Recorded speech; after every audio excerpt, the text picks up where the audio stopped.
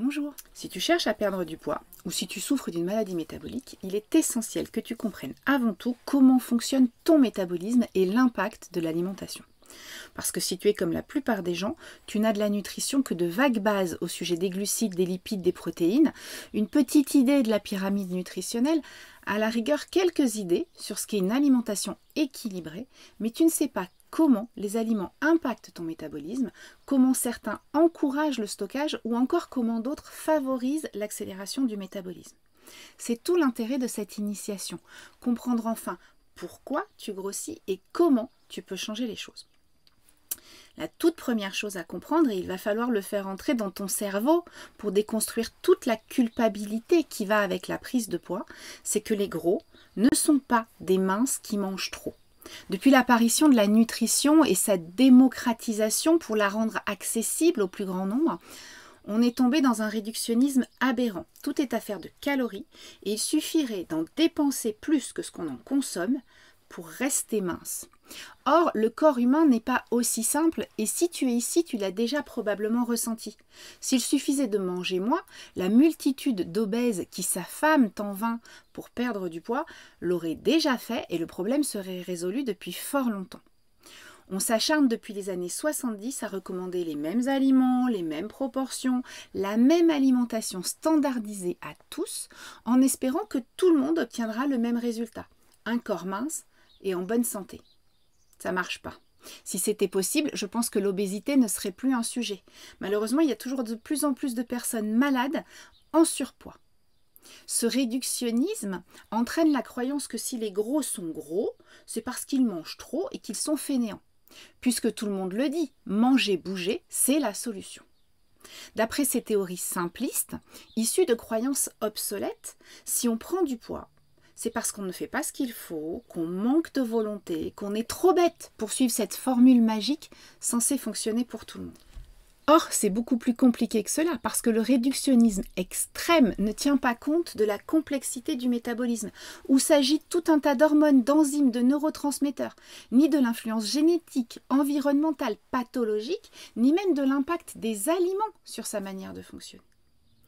On sait désormais que la prise de poids n'est pas la cause des maladies métaboliques, mais un symptôme qui évoque un dysfonctionnement du métabolisme. C'est ce dysfonctionnement qui entraîne la prise de poids et qui, en s'aggravant, va déclencher la maladie métabolique. Pas le contraire. Tu n'es pas malade parce que tu es trop gros, tu grossis parce que tu es malade, mais la maladie n'est pas encore déclenchée. Quand on prend du poids, c'est généralement parce que notre corps ne métabolise pas correctement les aliments qu'on consomme. Ces dysfonctionnements ont des origines multiples, cela peut être génétique bien entendu, mais également environnemental, pathologique, hormonal ou lié à la qualité des aliments qu'on consomme. Je dis souvent que nous avons tous des moteurs différents et que la manière dont nous utilisons le carburant diffère. Certains ont des moteurs de tracteur, d'autres des moteurs de Formule 1. Dans les deux cas, fournir le carburant standard qu'on trouve à la station-service du supermarché ne fonctionnera pas, ou en tout cas pas de manière optimale. Si on met du super sans-plomb dans le réservoir d'une Formule 1, elle n'avancera pas très vite. Et si on essaye de mettre du super sans-plomb dans un moteur de tracteur, il y a de fortes chances qu'il refuse carrément de démarrer. La perte de poids ne se joue pas sur la quantité de carburant, mais sur le type de carburant qu'on met dans le réservoir. Peu ou beaucoup, peu importe. Si on ne donne pas à son moteur le carburant adapté, il ne fonctionnera pas de manière optimale. Lorsqu'on a un métabolisme qui fonctionne mal, un peu moins bien ou simplement différemment, cette prise de poids est la conséquence de ce carburant inadapté. On a beau faire super attention et aller acheter du super sans-plomb premium dans une station-service de marque plutôt que le premier prix du supermarché, il n'en reste pas moins que si notre moteur a besoin de gasoil, ça ne marchera pas.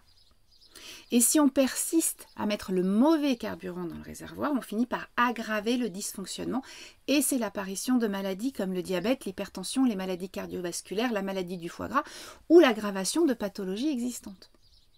Ta capacité à perdre du poids ou enrayer la prise de poids réside donc dans l'adaptation de ton alimentation pour qu'elle permette à ton moteur de tourner rond. Tu auras beau manger sain, faire attention à éviter les aliments hyper transformés, choisir le bio, si ton mélange de carburant n'est pas adapté, ton moteur, ton métabolisme ne tournera pas rond. Et ça n'a rien à voir avec le fait que tu manques de volonté ou que tu sois gourmand ou que tu ne bouges pas assez. C'est simplement parce que tu ne comprends pas le fonctionnement de ton métabolisme en général et du tien en particulier. Pire, on sait même désormais que ce sont ces dysfonctionnements qui entraînent des comportements délétères, qui nous rendent accros au sucre ou qui déclenchent des compulsions et des fringales irrésistibles. En comprenant mieux comment fonctionne le stockage d'énergie et comment les aliments influencent ton métabolisme, tu pourras mettre en place une alimentation individualisée. Affiner le mélange de carburant pour relancer la machine. Cet affinage passe souvent par la réduction des glucides. Tout le monde n'est pas forcément concerné, beaucoup de gens peuvent consommer des glucides en grande quantité sans prendre de poids. Mais si on a des problèmes de surpoids, les glucides sont généralement les premiers coupables, simplement parce que c'est le macronutriment dont le rôle principal est de fournir de l'énergie que le corps va transformer en gras lorsqu'il ne sait pas ou ne peut pas l'utiliser correctement. En gros, les glucides, c'est un peu le gras de l'essence diesel. Pour un moteur de tracteur, c'est bien, mais pour un moteur de Formule 1, ça finit par encrasser les soupapes.